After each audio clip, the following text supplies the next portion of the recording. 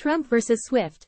Musician poised to raise political voice in 2024. LAWRENCE, professional musician and novice Kansas City Chiefs enthusiast Taylor Swift avoided flexing her artistry on the political stage during the 2016 presidential contest between Donald Trump and Hillary Clinton.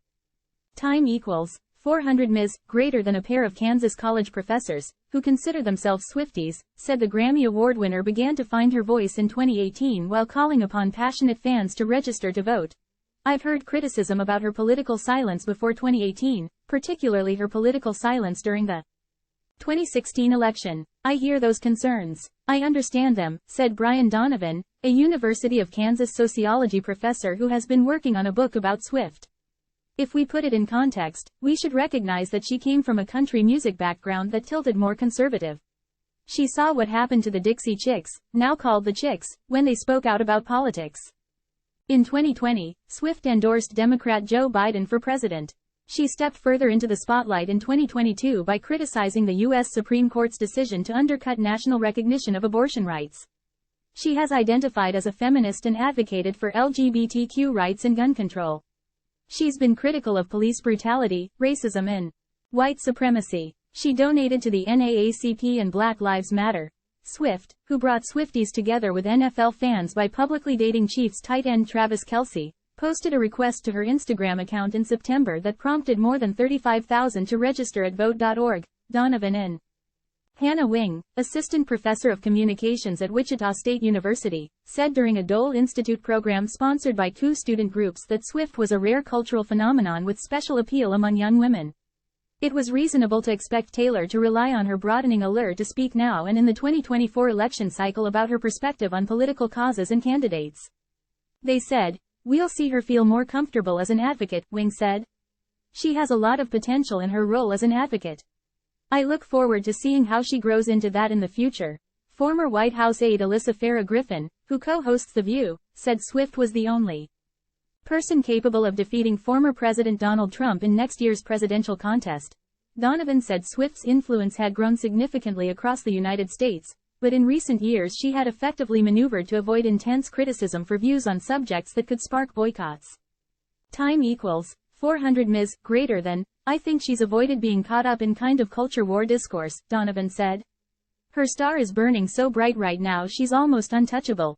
Donovan, who has taught a class at KU on Swift, said the performer delivered a speech at New York University that included useful advice for politicians. Time equals 400 Ms. greater than, she said that we need to learn to live alongside cringe, he said. What is cringe now might be cool later. What is cool now might be cringe later. I think that's a great lesson, not just for leaders and politicians, but for everyone else. Wing, who dedicated her Ohio State University doctoral dissertation to Swift, said Swift was fearlessness about showing vulnerability in her music and had demonstrated it could be an asset. She said politicians could benefit from expressing more vulnerability, because it would show voters more of their personality and better define what mattered to them. Wing said there was a clear expectation among fans that music celebrities would make political statements. It's no longer acceptable to not rock the boat by not saying anything, she said. Donovan added, it's delicate though. In that we're asking somebody to take on the voice of activism or take on the voice of politics when that might not be their native voice. Matty Healy, with the band in 1975, was in a relationship with Swift. Healy, a bad boy provocateur, had tripped over his tongue when making political statements designed to appeal to people on the left of the political spectrum. While trying to critique Kanye West and Trump, Healy carelessly delivered a Nazi salute and marched in place. That gesture did active harm, especially to Jewish people in the context of rising anti-Semitism, Donovan said. He said hefty criticism of Swift's relationship with Healy or questions about her carbon footprint due to frequent use of private jets showed her fans weren't monolithic. We have disagreements in the Swiftie fandom.